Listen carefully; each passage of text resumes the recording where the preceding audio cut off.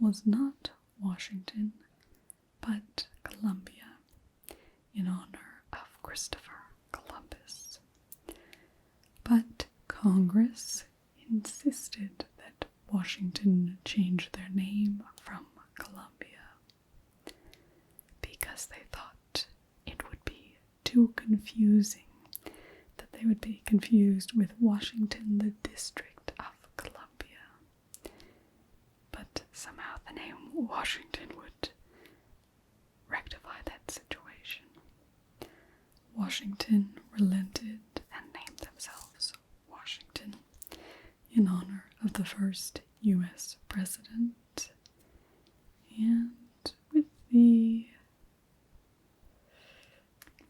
less than stellar reputation of Christopher Columbus, which is more talked about in these days, I would guess that Washington is probably not altogether unhappy with that situation.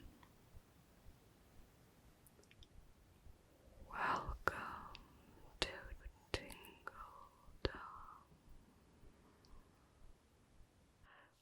Lovely to have you back here again at the Map Mansion.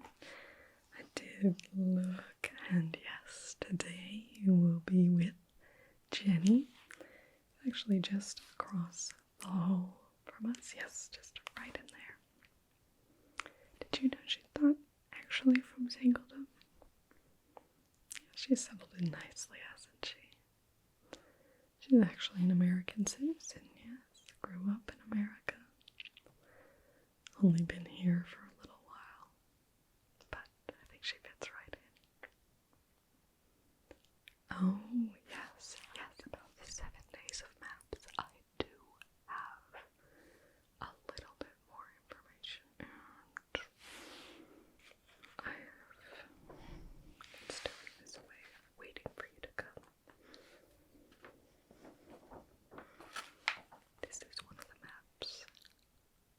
I know, it's so cool.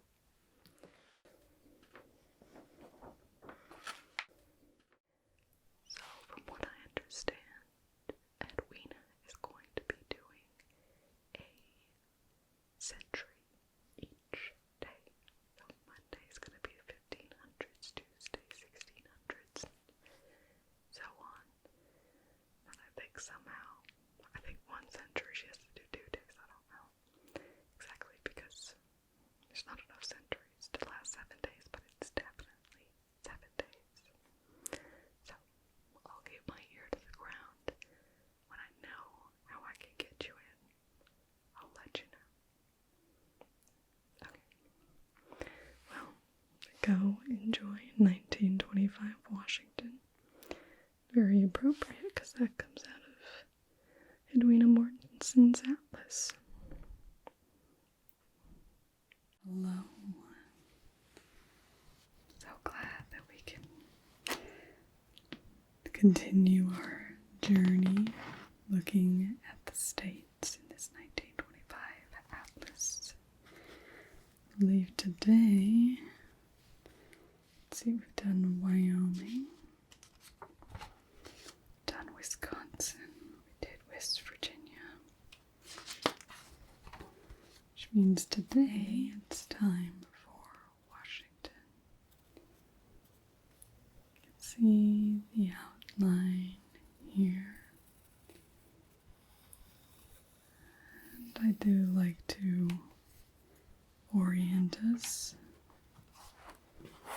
where we are in the world.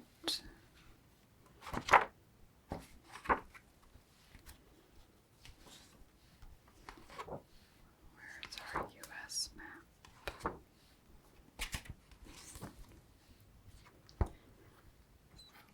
Washington at this time was the most northwestern state of the United States, and today is still the northwesternmost of the contiguous United States. Alaska, of course, getting the honors nowadays. Washington, located right there, and I think we're aware of where the United States is.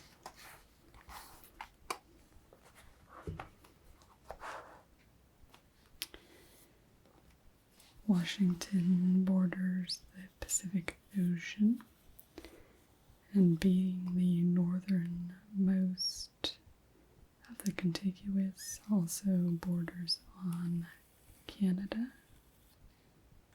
Idaho, and to the south shares a border with Oregon.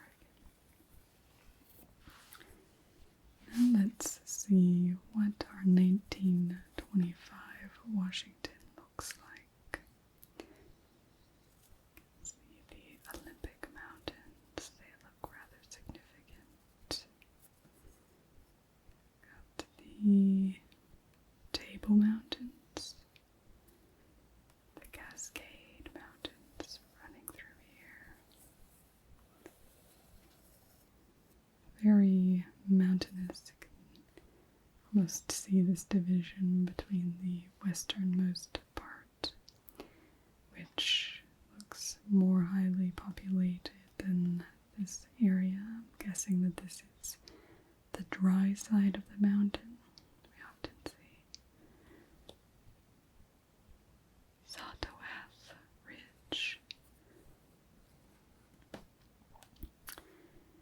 Now, one of the most interesting things that I found in researching 1925 Washington had to do with increases in the population from 1900 to 1910. In 1900, the entire population of Washington was 518,103. So roughly 500,000. By 1910, the population was 1,141,990,000. So it over doubled in population in just 10 years. A large part of that increase in population came in Franklin County, which grew 960%. Rather large. So we see increases, of course, in the main cities in Washington as well. Seattle at that time grew 194%. Spokane grew 183%. And Tacoma grew 122%. Of the increase between 1900 and 1910, 479,000 were native born, so were from within the United States. And then there were 144,000 who were foreign born, so immigrated to Washington.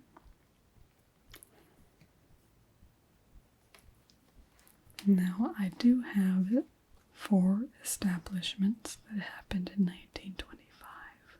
I think we'll get to those a bit later.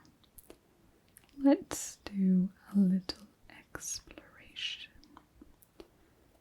See the capital of Washington here, Olympia. Interesting, you see Forks, Washington, which I think very few people would know about if it weren't for particular vampires purported to be from there. Walla Walla. The great name. Rattlesnake Hills, Yakima Ridge, Saddle Mountains.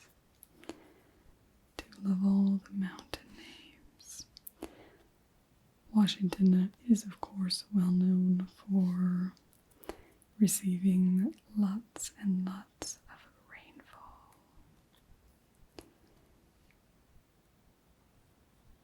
The Columbia River, which forms a large part of the border with Oregon,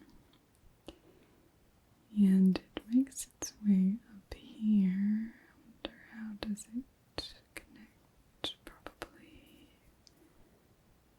through there. There we go. So from ocean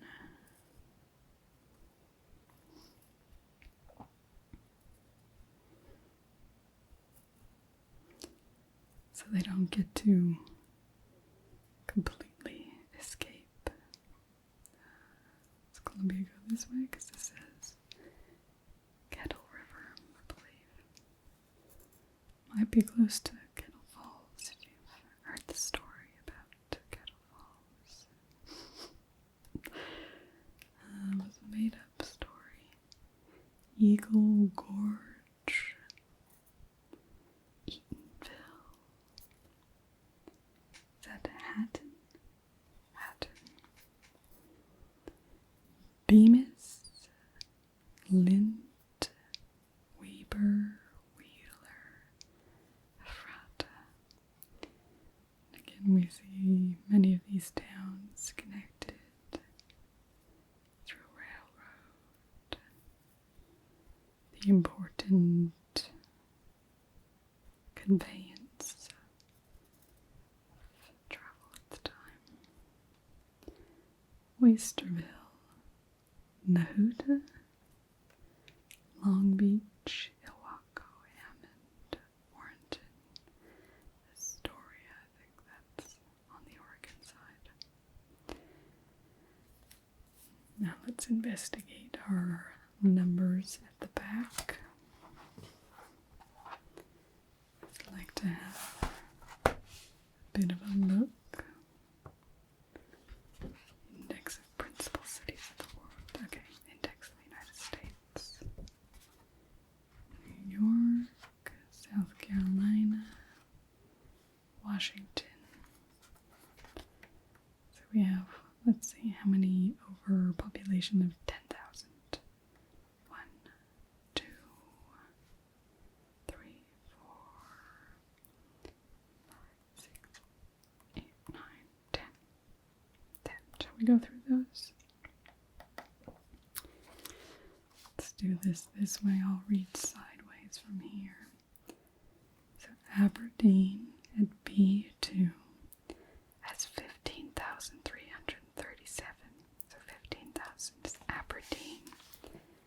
At B2, I found Anderson.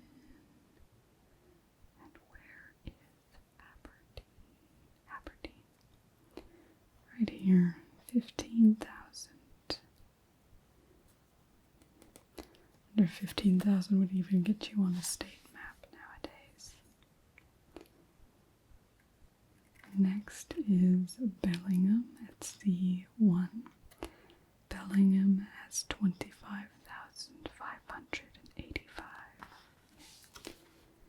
C1, oh, see it immediately, just jumps out. Bellingham. 25,000. Now we're over here. Challismouth. Hoquiam. Hoquiam, is that it? I don't know. Hoquiam at A2. Oh, and the population, sorry, of my unknown, how to pronounce. But I done this right. Oh, yes, 10,058. Just barely. Now I forget what number it was. A2. A12 Hoquiam right here on the coast. Just barely over 10,000 people. Okay, Hoquiam. Seattle at 350. 15,000.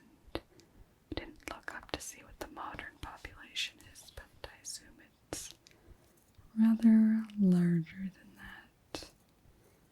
315,000 in 1925. Then Spokane at 104,437. 104,000.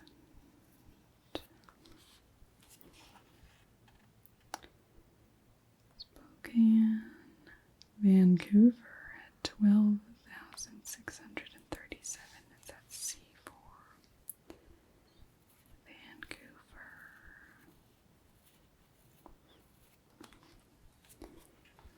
And then Walla Walla, which we saw 15,503. Walla Walla. Name's pretty large for 15,000, I reckon.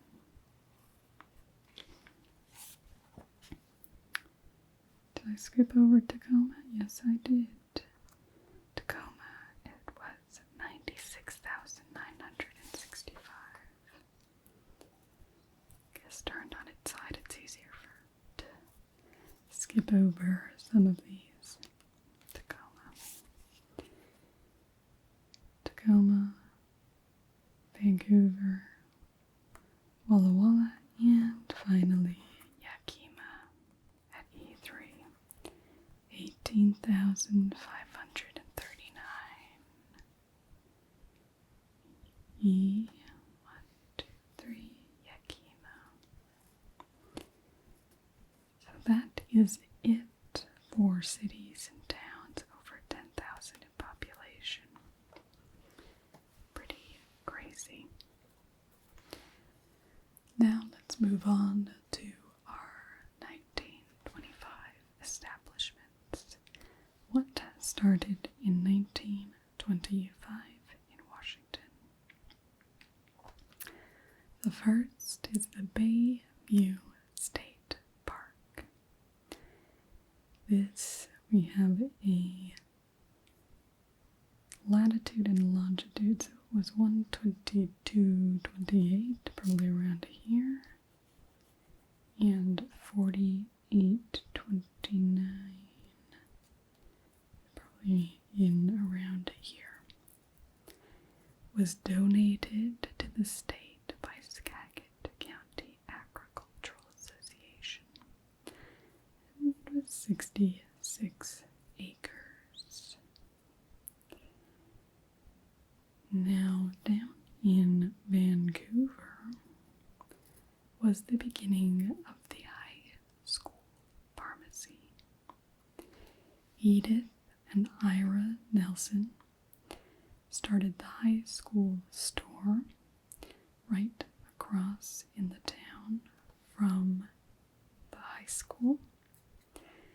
This was actually bought out in 1939, and that is when they were renamed high school pharmacy and focused in on the pharmacy business, and has expanded since that time.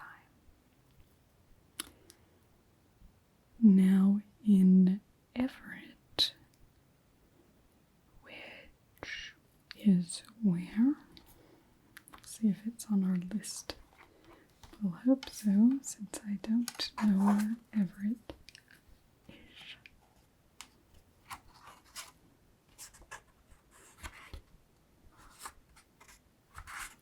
There we go.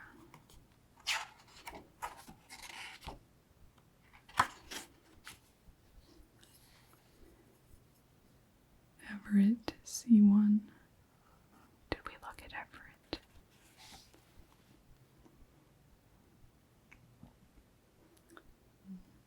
Did we look at Everett at 27,000? Guess I missed Everett. Sorry, Everett. You'll get your time now. The Monte Cristo Hotel was built in Everett in 1925. It was built on the original site of the original Monte Cristo which opened in 1892 and hosted the Providence Hospital from 1905 to 1924. Interesting for that time is that the Monte Cristo Hotel was a community project funded by stockholders. And I think the community benefited for a long period of time. It was an important hotel and social center for 40 years. It was closed in 1972. In 1994, it was then redeveloped to apartments, an arts venue, and a wedding and banquet facility. Finally, in Seattle, we had the dedication of the Prefontaine Fountain in Pioneer Square. This is near the intersection of 3rd Avenue and Yesler Way. And it has the distinction of being the oldest fountain in the city. Now, it was not premonition that named the fountain Prefontaine for the runner. It was named for a Catholic priest on land that had been deeded to the city by this priest, Francis X. Prefontaine. The land was dedicated to the city in 1912. Francis X. Prefontaine was also the priest responsible for the city's first Catholic church, and he provided $5,000 for the fountain's construction. Now, you may think he was a bit full of himself to name a fountain for himself, but that was not the case. He was not the one who insisted it be named for him. It was donated and built at his impetus, but he died before the dedication, and so he thus named it after him. And that is 1925 Washington. A few interesting tidbits for us there. And a lot's changed, but a lot remains much the same. The silhouette is quite similar. The orientation, while cities have grown, they're still in the same spots. I hope you'll join me next time when it will be time to look at Virginia. Yes, I'll make sure we have some interesting